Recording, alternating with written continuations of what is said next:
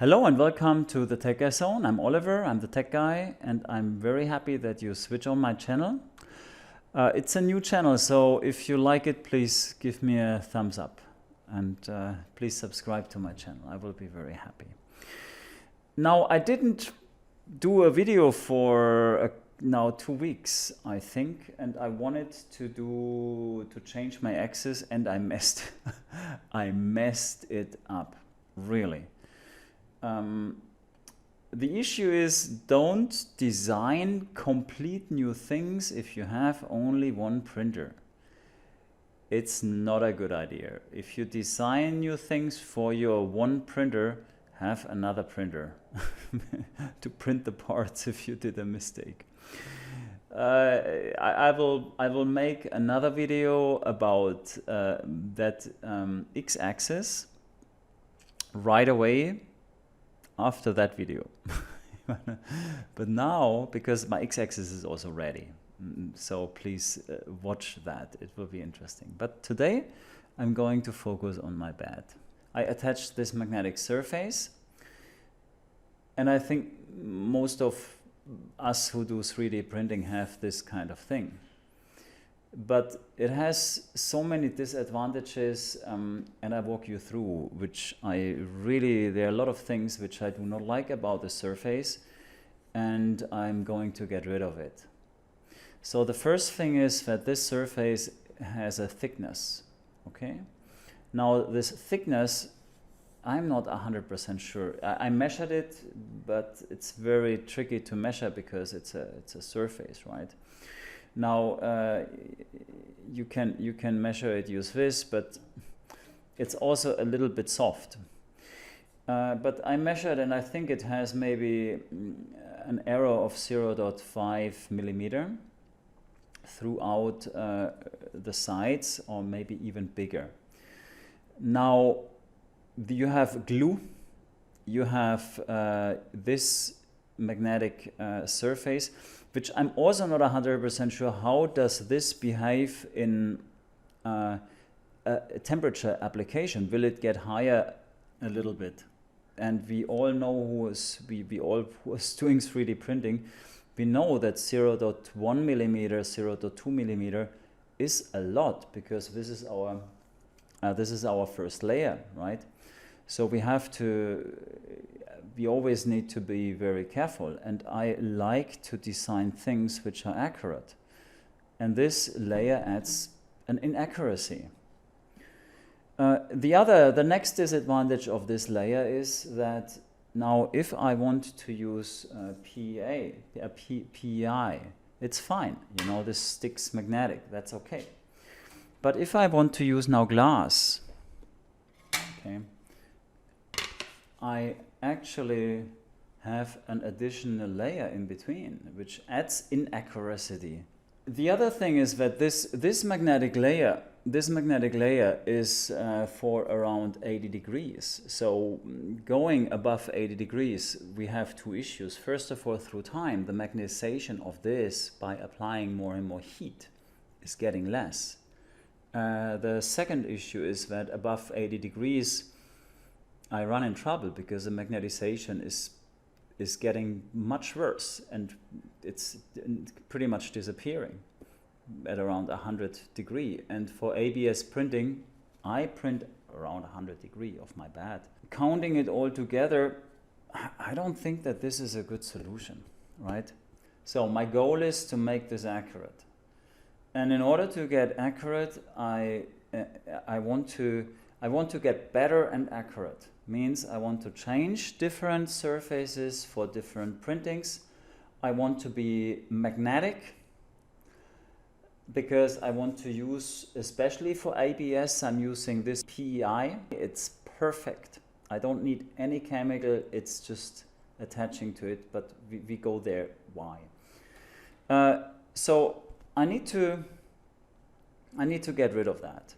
Let me get this. Oh yeah, this is big. So here is my bed.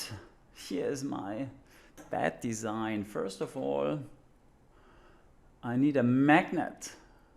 First of all, I need a magnet. This is a ferrite magnet, very simple, an old magnet. We don't need like neodymium magnets, because they are very, very high in magnet. How to say that? My German kicks in. Magnetismus. They are sorry for that.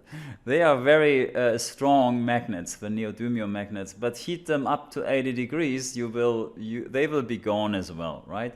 So these things are very well above 140 degrees. You can use them. They are high temperature, ferrite standard magnets. Very, very simple. And this is what we need, right? Cheap. You get black hands, black fingers, if you touch them. So, and this is my massive new build plate of my Voron 2.4, and it's huge. So I added a couple of holes. And I add a couple of magnets, like this. And here we go. So the magnet size is, the height is 3 millimeter. These are 18 millimeter in diameter and 3 millimeter in height. So I'm drilling 3.5 millimeter holes with a diameter of 18.3 into my aluminium plate. I have a distance of, what is the distance? It's around 35, yes, the distance is around 35 millimeter between each hole. And I glue in nice little ferrite magnets. And this gives me the solution, which is absolutely fantastic. First of all, it's high temperature. So I can print whatever I want. I can heat this up to 120 degrees if I like. Now, this is the first one. The second one is the magnets are, you need to be careful that these holes are deep enough. So they are a little bit underneath the surface, okay? But it doesn't really matter. It's perfect for attaching magnetic material. And for non-magnetic material like glass, it just lies on the surface of my aluminium plate. So I have no add-on. And it gets a little lighter even, but it's okay, this doesn't matter. So that is the absolute, oh, this is massive. So this is a perfect solution. And now, of course, on the, I need my heater on the other side, so I made something like this. This is I will glue this on later here on my, I will glue this on later on my Voron build plate. But in general, I have the same design for my Ender. So let's take a look on the Ender here. Now this magnetic thing we don't need anymore. And here comes the new build plate design with all of the beautiful magnets on top. They are a little bit further distanced. I think I have here, let me measure, 38. Now I put them on the Voron design a bit closer together. And now whatever I want to use the PEI. I easily just attach it to it. It holds perfectly. It's fantastic under all temperatures. And when I want to use glass, I just attach the glass to it. It does not add any additional error. It does not add any additional layer between the aluminium and the top print surface. So that is, in my opinion, the best design actually. I quickly show you underneath the surface. This is the heat plate, so to say. This is attached with the glue. I put the design to the very outside of the aluminium plate so that I have a good heating distribution. If you have any additional comments, I'm happy to read them. I'm very happy to see your ideas, your thoughts about it.